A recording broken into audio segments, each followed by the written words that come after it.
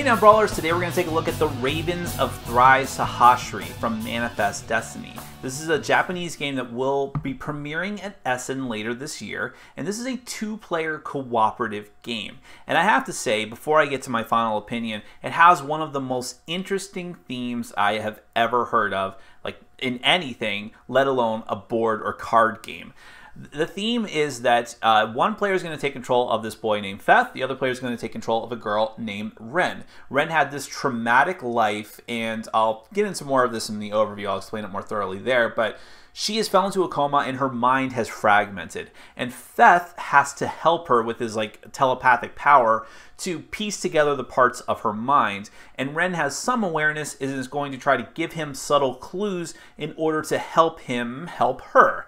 And how this works mechanically is by using memory cards, and it's asymmetrical. Each player is doing something different. Feth is trying to build the puzzle of her mind and put all the pieces together, and Ren is trying to help Feth identify the pieces of her heart and match up the cards together. There's a lot of interesting things going on here. Too much for me to really talk about here. So I'm going to go into the overview and just give you a brief look at how the game is played, try to explain this a little bit better, and then we're going to come back and I'll give you my final opinion.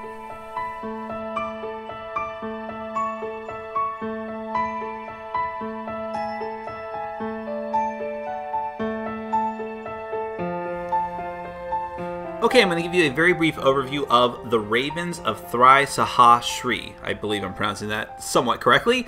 This is a cooperative game for exactly two players, and it's an asymmetrical game. Each player is going to be doing something different in the game in order to help both players win. And the theme is actually really cool. So one player is going to be Ren, who is this little girl here. Here's the character card representing her. And the other player is going to be Feth, who is this boy here. Now, the theme is that Ren was this girl in sort of 1800s Japan, maybe, who was trapped in this household as a courtesan, growing into this life. She just led a life of trauma. Everything was just really awful. She had some good memories, but mostly bad memories. And Feth was this foreign boy who came overseas, met Ren, and fell in love, and wanted to rescue her from this life. So they actually do stage an escape, and Ren is able to escape with Feth. However, this elder courtesan who helped them out gets murdered in the process. And the act of seeing this woman, who was like one of the very few people that actually loved Ren, die in order to help her, just made her mind snap. She fell into a coma. All of her memories, both good and bad, fragmented, and she just became completely comatose. Feth has a special ability to dive into people's minds and help them work through trauma, sort of like a telepathic psychologist. So you two have to work together in order to piece together the memories and heart and soul of Ren. Feth uses his power to make this thing called the Atman, which is a puzzle of her memory cards. He has to try to assemble them in order to help her open up the parts of her heart that have been blocked off, and to remember all of the things that she forgot. For Ren's part, she's partially aware, so she's going to do her best to give Feth hints as to what the pieces of her heart are. At the beginning of the game, you put one card face up representing the start of Feth's Atman, and then Ren gets 4 cards face down that she cannot reveal or give hints about verbally to Feth at all. These are all memory cards, but only Ren can look at these. And there's 5 different colors of memory cards of the nominations from 1 through 5. So it's your job as Feth to try and help figure out what these cards are. And the game is played over 3 batches. Batches are like big, long rounds made up of several smaller rounds. If you can successfully complete all 3 batches, you'll win the game. But there's a lot of other lose conditions. So in order to complete a batch successfully, you either have to have every card out here in the Atman, the puzzle that Feth builds, it's really hard to say. Every color out here has to match the colors of the face-down cards representing Ren's heart and soul. Or, if you can either do that, so you can't have any foreign colors out here, or Ren, on her turn, is going to be grabbing cards from the Atman and putting them next to the pieces of her heart. Those represent verses of poems. I know this is a lot to take in, but there's a lot of heady concepts here. But if she's going to try to make poems, of certain denominations. I'm going to get to all the details of this later, but if she can do that for all 4 of her memories, you can also win the batch in that way as well. But there's a lot of ways to lose. At the start of a round, if the deck is ever empty, you're going to lose that way. If Feth cannot put a single card into the admin, in other words, it just won't fit, and I'll get to that in a moment, you'll lose that way. There are also Raven cards in the memory deck. If all 5 Raven cards, each one corresponding to one of the different colors of memory cards in the deck, if all 5 of those are in the Raven row, you'll lose the game that way too. And there's probably other couple ways you can lose as well, but the goal is to complete all 3 batches, and then you're actually going to score. As you go around, you're going to score some of the heart cards, and then you may either get a bad ending, a good ending, or like a great ending, which I'm not going to spoil for you. There's actually a website that you can go to if you ever get the game, that you can go there. But the point is, you just want to have the highest score possible. So I'm going to do my best to walk you through this game, but there's a lot of little details, despite the fact that this is the entirety of the game. But despite just being what looks like a simple card game, there's a lot going on here. So let's take a look at these memory cards I keep mentioning. There's 5 different colors of cards. They come in denominations of 1 through 5.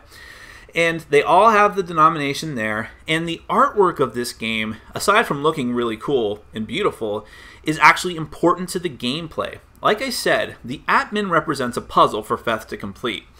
How you construct that puzzle is, at the start of Feth's turn, the first thing he's going to do is draw cards from this deck. He can draw as many cards as he wants until he decides to stop. The only reason you would want to stop prematurely is because, again, if the round starts and there's no cards in the deck, you're going to lose the game. But also, the more you draw, the greater your chances of drawing a Raven, which are bad, which I'll get to in a minute.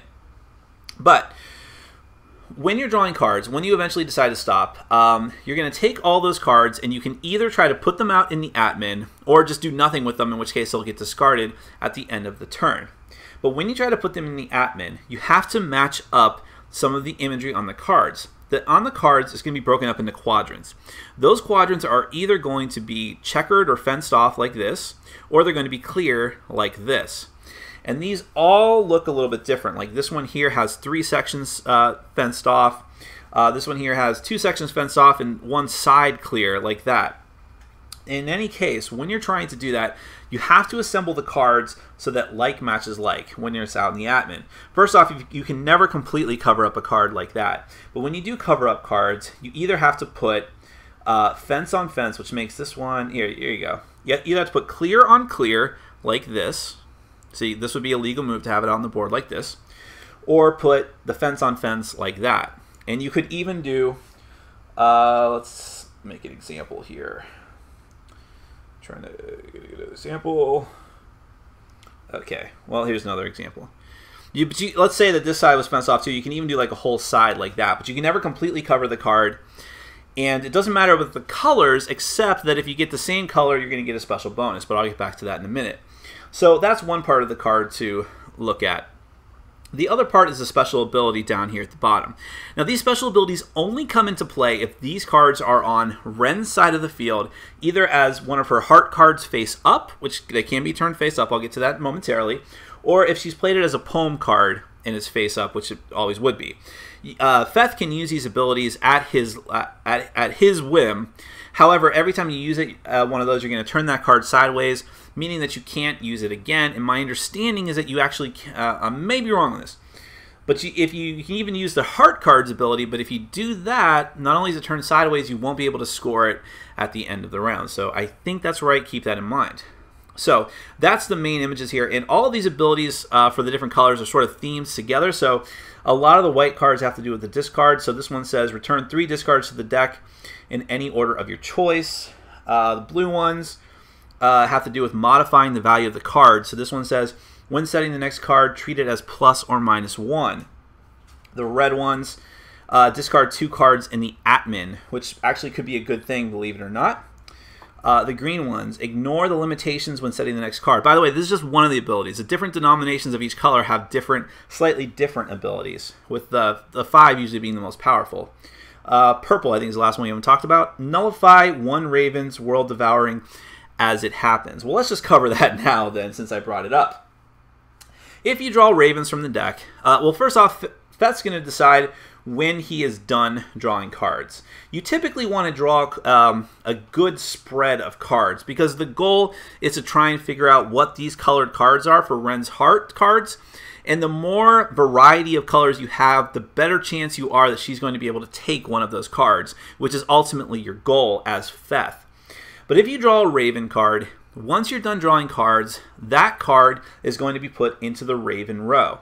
Now the good news here is that every revealed Raven card is going to create a safety zone. As many Raven cards that are in the Raven row, and I believe face up in this row, you're going to create a safety zone, meaning that many cards from the top of the line are going to be immune to going into the Raven row. If there are, if they're Ravens, they're not going to go into the Raven, or they're going to go straight into the discard pile.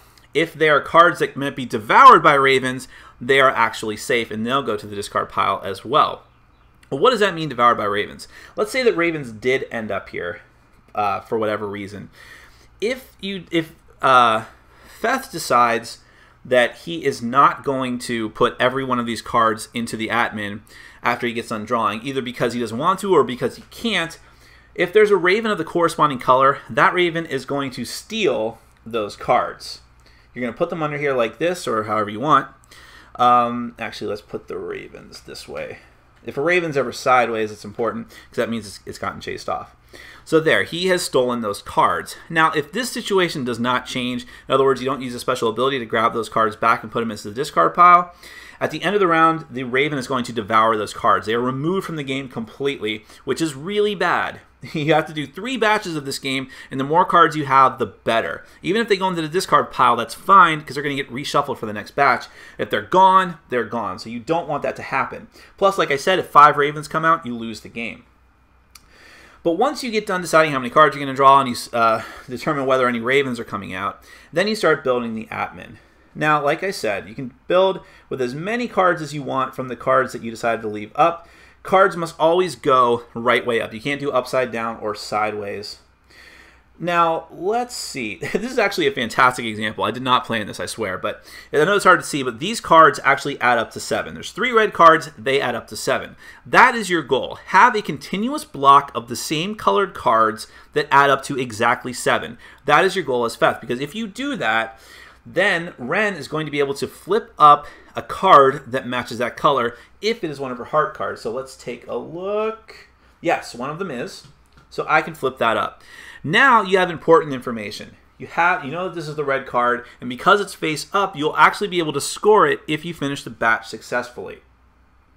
So once you do that, you can stop at any time. This happens immediately before you even stop building the puzzle. You can continue to build the puzzle if you want, setting yourself up for next time potentially if you desire. So let's just say I end it there.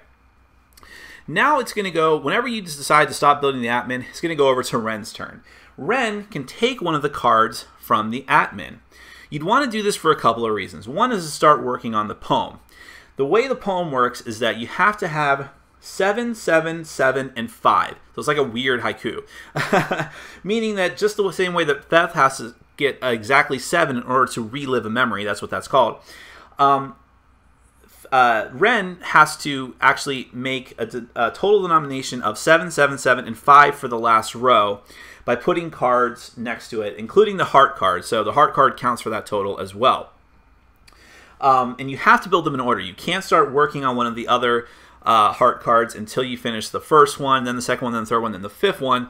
And if there is some sort of a cascade of cards, it's possible to finish the last 2 rows as well. I'm not sure how that happened, but you might be able to. So that's one reason why you might want to grab that. Also, if the card that Ren takes and puts next to a heart card, and that one doesn't, but let's say that this was the one that was, the blue card, if that matches the color of the heart card that she's putting it next to, you get to flip that card up. And flipping a card up is always a good thing because that gives both players, that gives Feth information, but it also means you can score it at the end, and you can use that card's special ability. So that is what Ren is essentially trying to do. Now, there's a couple things that may happen out here. First off, Ren can only take a card that is completely... there we go, put that there. she can only take a card that is at least partially uncovered. If a card gets completely covered up by putting cards out in the admin by Theth, then that card is considered to be not there. But otherwise, she can just do whatever she wants with the cards, take whatever card that she wants. But if by taking a card, let's say she takes this one, she kind of breaks the chain of the admin and creates two different clusters of cards, then she has to decide which cluster is staying and which ones are going. In this case, it's created two clusters, so she has to decide, am I keeping these three cards or am I keeping this one purple card? This is an important decision because this is one of the subtle ways in which Ren can give hints to Theth. If she decides to get rid of the purple card, that might mean, well, okay, we just need these cards more, but it also might mean that, hey, I don't care about the white and red cards because those, that's subtly saying we care about the purple. We want to complete purple because if you can complete purple, we can flip over another one of my cards. That might be what she's saying. These are the sign of the subtle clues that you have to give back and forth between the two players. But in any event, once you decide which card you're going to take, then and put it down, then Ren's turn is going to be over, and you'll sort of resolve everything and clean everything up. The Ravens might devour cards. And you may declare whether or not you've won the game or not by saying, okay, every card out here matches every color that I have. Or if it doesn't, if you've completed the poem, that might end the batch as well, etc. If it doesn't end the batch, you're going to do this all over again. You don't reshuffle yet. Instead, Theth just draws more cards, tries to put more cards out into the admin. If you can't do that, or if the deck runs out, then you lose. Once you complete a batch, then you're going to reshuffle everything you have left except for the cards that the Ravens removed from the game. The Ravens stay there, and I'm sorry, actually, I forgot something very important. When you can relive a memory by matching up in the admin an exactly 7 value of cards of the same color, you also chase away the applicable Raven, meaning that it has no effect for the rest of the round. You just put it off to the side. Sorry, I forgot about that. But at the end of the batch, you're going to reset everything, chase off Ravens, come back. That's why I thought of that. And you're just going to have to do it again. Try to finish the batch. Now, there's a special rule in the third batch that makes it much more difficult, and that's that every round you have to try, Ren has got to complete one of her poems, which can make it very, very difficult. But there are some special rules that can help you out with that. Namely, the fact that she can actually take cards from the score pile, hopefully there is one by that point, and use them for the parts of her poem. Although, again, you're dropping your score by doing that, but you may have to just to keep yourselves in the game. Because if you can't complete one row of the poem on each of the turns, each of the rounds of the third batch, then you're just going to lose instantly anyway, so you might as well use your score cards. So that seems like kind of a hasty overview, and it is. There's a lot of interesting things going on here. I couldn't quite go over every single detail, but that gives you a general idea of what you're doing. As Theth, you're trying to build up this puzzle of the admin in order to piece together the pieces of Ren's mind. And as Ren, you're trying to help Theth by giving him subtle clues and trying to get this lyrical poem of your heart and soul put together at the same time, chasing away the dark ravens representing all of your trauma, and just trying to live happily ever after. So that's the Ravens of Thri Sahashri. Let's go to my final thoughts. Now, I am not going to talk about any of the gameplay until we talk about this theme, because like I said in my intro, this is one of the coolest, most unique and awesome themes I've ever seen in a game. People that I have told about this who have no interest in border card games whatsoever, even the sort of anime sort of style that this one has, still thought this was a fascinating theme. I talked to a friend of mine who's going to be a psychologist, and she said that sounds like you're playing a therapist trying to help someone work through their mental trauma, and it really kind of is. But the way it works out is just so neat. In this case, it's hard for me not to talk about the mechanics right now because the mechanics are tied very tightly to the theme. If you just look at the game and you just hear someone kind of describe how the actual gameplay works, you're like, oh, well, this is just kind of like a set collection game. We're getting different colors, trying to meet different numbers. And yeah, it is, but it works together so well with that theme and the artwork. So let's jump into the components. I mean, it's just a very small set of cards. It's like, I think 55 cards in the whole game, maybe 60 with the extra cards, like the Ravens and the character cards. But it's the artwork on the cards just works together so well with the theme of how Theth is trying to put together this puzzle, meeting the certain conditions, and their little snapshots of this girl's life. Oh, it just works together so well. It's a beautiful game, and I'm telling you right now, I will be furious. I mean, okay, I would love if a company, I'll just say this, I love this game, it's awesome. I'll get back to that. And I would love if a company brings this out and publishes it in North America so that more people can experience it. But if you do, please, I'm looking at you, AEG. AEG, I love what you've done with bringing small Japanese card games over, but you changed the art on a lot of these games to like generic fantasy art. Do not do that with this game. It is critical that the art stays the same because it's so beautiful and it works so well with the theme. But okay, that's my rant about the theme and components. They're both great. As far as the gameplay, even taking it by itself, aside from the theme that's connected to it, it's really, really interesting. I love asymmetrical games. There's just something about them. I mean, I don't play Netrunner as much as I should, but that's the thing I love the most about Netrunner, is that both sides play differently. And it's the same thing here, although, of course, you're working cooperatively. But what Feth does and what Ren does is completely different, and if you're going to play this game, before you give your final opinion, you have to play as both sides. You know, it's very different in what you're trying to do. As Feth, you're trying to put together this puzzle, and it's a little bit of push your luck because you don't want to draw too many cards from the deck, but you have to draw enough cards from the deck to have a good swath of cards to choose from, and then you're trying to piece them together. But how you piece them together is important because, you know, how are you going to do it? Are you going to try to set it up so that you can just relive memories as efficiently as possible? So leave a lot of cards out there so that you can, in future turns, you're going to be able to relive more memories? Or do you just try to keep the number of colors that you have out there to a minimum in case you can meet the batch ending condition of having all of the different cards be the same colors as the pieces of Ren's heart?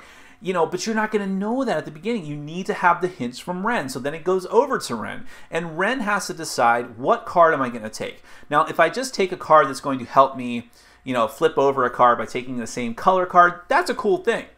But if I take this card here, this is going to split it into chunks. And then I can decide what chunks stay, what chunk stays. And by doing so, I may be able to give Feth hints that are going to help him figure out what cards I'm trying to grab and what cards are going to be the colors of my heart cards that are down. The most frustrating thing is if Ren has several cards representing her heart that are the same color, because it's a natural inclination of Feth to have a wide swath of cards when really you might have to focus on one color of card, but you don't know that as Feth. You have to count as the other player, count on the other player to help you do that. So there's some cool decision making there. And Ren has her own thing going on. She's trying to, you know, in case you can't get this all the same color, all the cards out in the admin that are going to help you complete the batch that way, you have to be working on that poem. And then, there's so many things. Feth has to decide what abilities you're going to use and use them in the best way possible. There's, getting back to that push your luck thing, you may draw the ravens, so what are you going to do about those? Sometimes you may want to relive a memory just to chase away a raven, because having those ravens devour cards is brutal. It is going to set you back, and you may not be able to win that way. And this leads right into my other point about this game. This game is hard. This is hard. I don't know. Maybe I just need more experience with it, but I played it 3 times and was not able to beat it. And I'll tell you right now, I love this game so much, I want to play it right now and try again, even if I do lose. But I'm of a mind that the harder, the better for cooperative games. And I definitely have the feeling in this one that I can do better. You really have to have good teamwork. Those are the best cooperative games. The worst cooperative games are the ones where you just have, you know, there's too much luck involved and you just have to have a good game of it. Like, oh, we played a good game today where we drew the right cards. The best cooperative games are where it doesn't matter what you draw, it's being able to work fully cooperatively with the other player, bouncing off of each other and trying to, you know, get a good strategy going. And it's so hard in this game because Ren can't say anything. I will say, though, the table talk is up to you. You can decide to say, okay, we can strategize, or the way we've played it a couple times is don't. Ren says nothing. You're not even allowed to say, I think that it might be a good idea for you to generally do this. You just, you know, it doesn't really make it clear in the rulebook how you want to play that. And I will say, if I was going to have a knock against the game, is that the English rules as written are not that great. And so some things are still up to question. I'm not clear on a couple of little finicky things, but it doesn't really change my enjoyment of the game. I think that's a testament to how good the game is. So wow, this is a great one for me. Really, really enjoyed it. It's a fantastic symmetrical game, fantastic cooperative game, beautiful thematic game, and it's such a small game. In this small box with like 60 cards, it manages to pull off quite a lot. More than some of the biggest, most grandiose games that I have, for sure. This is top 100, top 50 material for sure. Really impressed with this one. I'm impressed with a lot of the games coming out from Japanese game designers nowadays. That's where all the innovation seems to be coming from in the most efficient and small way possible. So that's the Ravens of Thri Sahashri, which is probably another knock against the game because I can't pronounce the name, from Manifest Destiny. If it ever becomes available wherever you live, check it out. I don't think you'll be disappointed. My name is Nick, this has been Board Game Brawl, and I'm reminding you to get out there and game every day and in every way. Take care.